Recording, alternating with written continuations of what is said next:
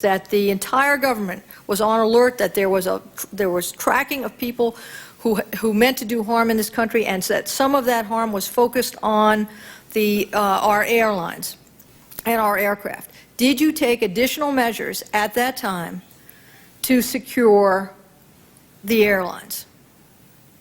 Did not impose, that I recall, additional specific measures. You did not? Not that I recall. I may be wrong about that. In the spring and summer of 2001, when, as our briefings and our testimony to us have indicated, the hair of the intelligence community was on fire, given the nature of the warnings that we were getting. Not specific as to what would happen, but that something was about to happen. A, were you aware of those warnings? And I guess you were gone by then, is that right, Admiral Flynn? So I'll put that question to Director Mano. Were you aware of that state of affairs? Yes, and as I said, we also issued information circulars regarding those. Did you advise or advocate any further steps than issuing the directives or security circulars that you issued? Again, the role of intelligence is to provide the intelligence and not to direct or make specific security recommendations. Bin Laden did not fund al-Qaeda through a personal fortune and a network of businesses in the Sudan. Instead, al-Qaeda relied primarily on a fundraising network developed over time. The CIA now estimates that it cost al-Qaeda about $30 million per year to sustain its activities before 9/11, and that this money was raised almost entirely through donations. For many years, the United States thought bin Laden financed al-Qaeda's expenses through a vast personal inheritance. Bin Laden purportedly inherited approximately $300 million when his father died, and was rumored to have had access to these funds to wage jihad while in the Sudan and Afghanistan, and to secure his leadership position in al-Qaeda. In early 2000, the U.S. government discovered a different reality.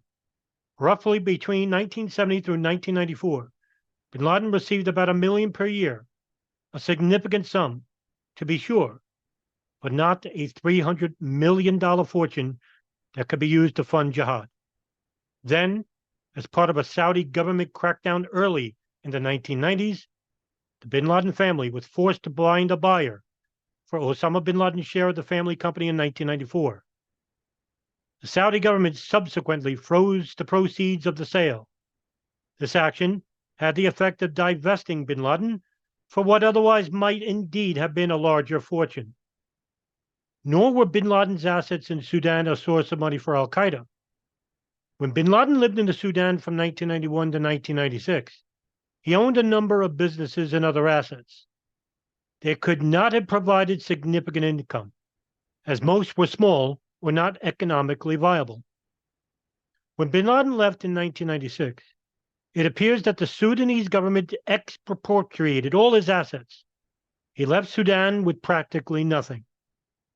When bin Laden arrived in Afghanistan, he relied on the Taliban until he was able to reinvigorate his fundraising efforts by drawing on ties to wealthy Saudi individuals that he established during the Afghan war in the 1980s. Al-Qaeda appears to have relied on a core group of financial facilitators who raised money from a variety of donors and other fundraisers, primarily in the Gulf countries and particularly in Saudi Arabia. Some individual donors surely knew, and others did not, the ultimate destination of their donations. Al-Qaeda and its friends took advantage of Islam's strong calls for charity giving, which is called zakat. These financial facilitators also appeared to rely heavily on certain imams at mosques who were willing to divert zakat donations to al-Qaeda's cause. Al-Qaeda also collected money for employees of corrupt charities. It took two approaches to using charities for fundraising. One was to rely on al-Qaeda sympathizers in specific foreign branch offices of large international charities, particularly those with lax external oversight and ineffective internal controls, such as the Saudi-based Al-Haramain Islamic Foundation. Smaller charities in various parts of the globe were funded by these large Gulf charities and had employees who would siphon the money to Al-Qaeda. In addition, entire charities such as the Al-Wafa organization may have wittingly participated in funneling money to Al-Qaeda. In those cases, Al-Qaeda operatives controlled the entire organization, including access to bank accounts. Charities were a source of money and also provided significant cover, which enabled operatives to travel undetected under the guise of working for a humanitarian organization.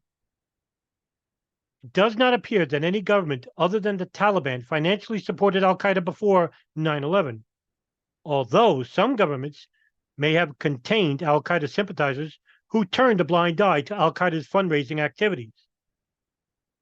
Saudi Arabia has long been considered the primary source of Al-Qaeda funding, but we have found no evidence that the Saudi government as an institution or senior Saudi officials individually funded the organization. This conclusion does not exclude the likelihood that charities with significant Saudi government sponsorship diverted funds to Al-Qaeda. Still, Al-Qaeda found fertile fundraising ground in Saudi Arabia, where extreme religious views are common and charitable giving was both essential to the culture and subject to very limited oversight. Al-Qaeda also sought money from wealthy donors in other Gulf states. Al-Qaeda frequently moved the money it raised by hawala, an informal and ancient trust-based system for transferring funds. In some ways, Al-Qaeda had no choice after its move to Afghanistan in 1996. First, the banking system there was antiquated and undependable. Second, formal banking was risky due to the scrutiny that Al-Qaeda received after the August 1998 East Africa embassy bombings, including UN resolutions against it and the Taliban. Bin Laden relied on the established hawala networks operating in Pakistan, in Dubai, and throughout the Middle East to transfer funds efficiently. Hawaladars associated with Al-Qaeda may have used banks to move and store money, as did various Al-Qaeda fundraisers and operatives outside of Afghanistan, but there is little evidence that bin Laden or core Al-Qaeda members used banks while in Afghanistan. Before 9/11, Al-Qaeda spent funds as quickly as it received them. Actual terrorist operations represented a relatively small part of Al-Qaeda's estimated $30 million annual operating budget. Al-Qaeda funded salaries for jihadists, training camps, airfields, vehicles, arms, and the development of training manuals. Bin Laden provided approximately 10 to 20 million per year to the Taliban in return for safe haven. Bin Laden also may have used money to create alliances with other terrorist organizations, although it is unlikely that Al-Qaeda was funding an overall jihad program. Rather, bin Laden selectively provided startup funds to new groups or money for specific terrorist operations. Al-Qaeda has been alleged to have used a variety of illegitimate means, particularly drug trafficking and conflict diamonds, to finance itself. While the drug trade was a source of income for the Taliban, it did not serve the same purpose for Al-Qaeda. There is no reliable evidence that bin Laden was involved in or made his money through drug trafficking. Similarly, we have seen no persuasive evidence that Al-Qaeda funded itself by trading in African conflict diamonds.